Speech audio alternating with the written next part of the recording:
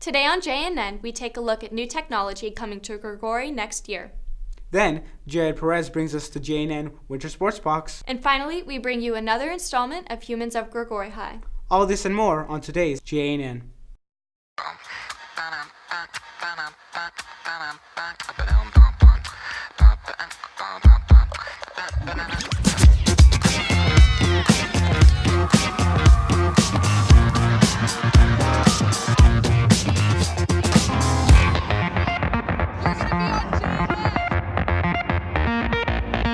Good morning, Grigori High. I'm Emma Jacobson. And I'm David Rosas. Today is Friday, December 9th. This is our last JNN before winter break as we head into finals next week. So let's get started. A grief support group on campus will be starting next semester. If you have lost someone in your life and you would be interested in joining, please see Ms. Suarez in the N building to sign up today. Auditions for the spring drama performance, Emma, a pop musical based on the Jane Austen novel, will be held on Tuesday and Wednesday, January 12th through 13th in J102. Please prepare a 1 to 2 minute pop song that shows off both your vocal and acting abilities. At the latest board meeting, the Modesto City School District approved a rollout next year of 1-to-1 laptops to all high school students. Captain Schwartz and Faith Brown bring you this report. A big change is coming to Modesto's high schools next year. Modesto City Schools is leasing out laptops for students in a 1-to-1 program, similar to the digital education program that has been at Davis for the past 3 years. This means every high school student in Modesto will receive and operate a personal laptop in and out of the classroom. For the next 3 years, this laptop will be the HPX 360. It's a mobile laptop which has a lid or display that flips around to an entire 360 degrees. So you can use it as in tablet mode or as a traditional laptop. Grigori's use of the 1-to-1 devices will be different from Davis's approach. Some teachers as well as the students are thinking that we're going to be like Davis where everything is all on the device. We are not using it as strictly we are on the computers all the time.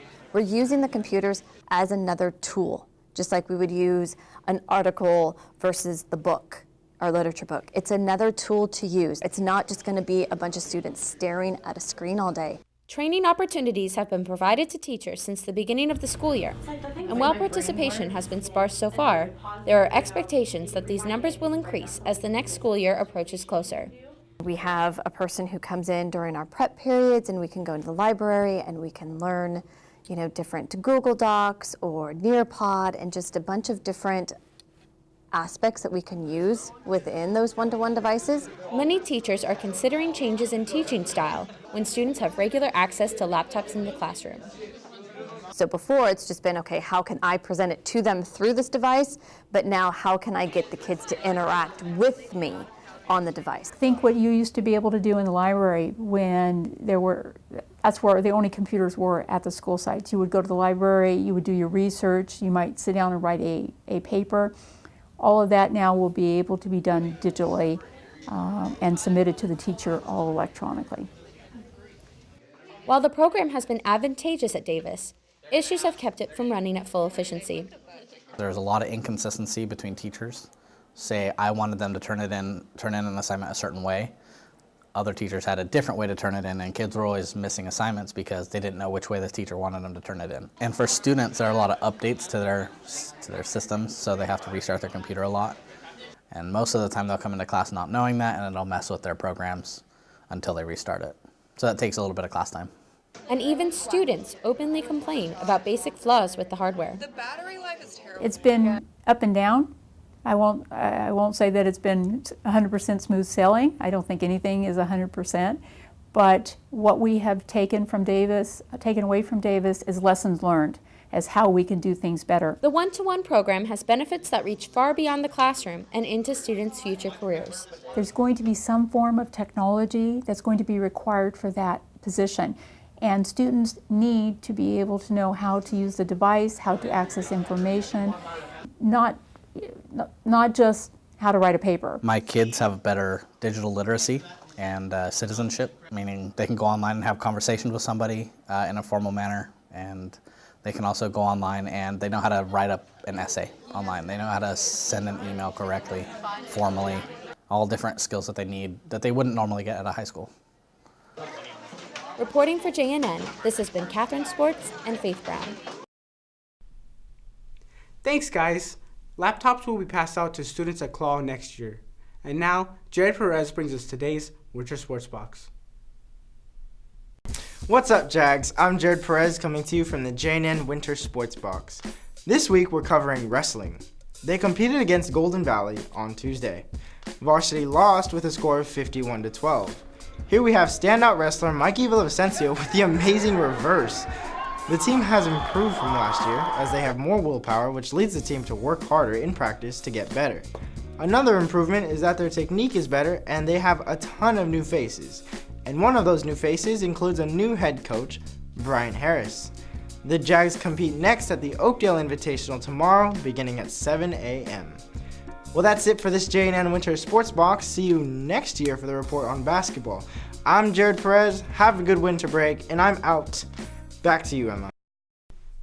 Thanks, Jared. The 2017 Gregory Spring Sports Parent Information Night will be held on Thursday, January 26th from 6 p.m. to 7 p.m. in the Gregory Multipurpose Room. If you are playing a spring sport, remind your parents of this important meeting. On to academics. All students who took the PSAT can pick up their test booklet today in the Career Center. Your PSAT results will be available online on Monday. Next week, get some help studying for finals at Coco and Cram. On Monday, math will be in the NPR and history will be in L101. On Tuesday, head to the NPR to get help with English and visit L101 for science. Your teachers will be there to answer your questions before exams. In this week's Humans of Gregory segment, we highlight Blaze Ho Omakoa, who has a passion for filmmaking. Cecina Aldava brings you the story.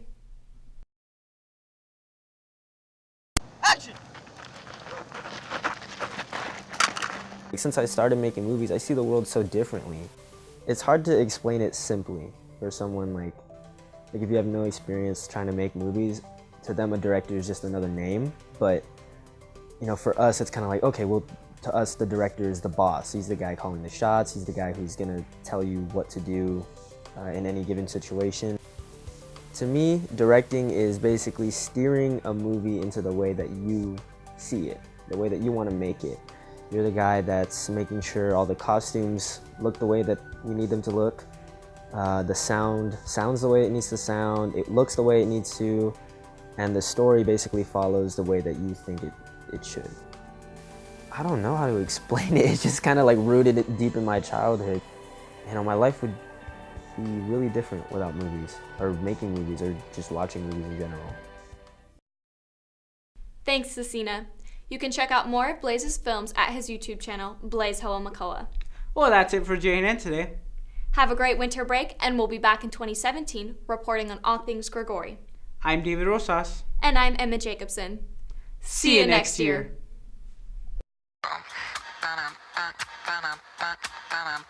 Ba-dum,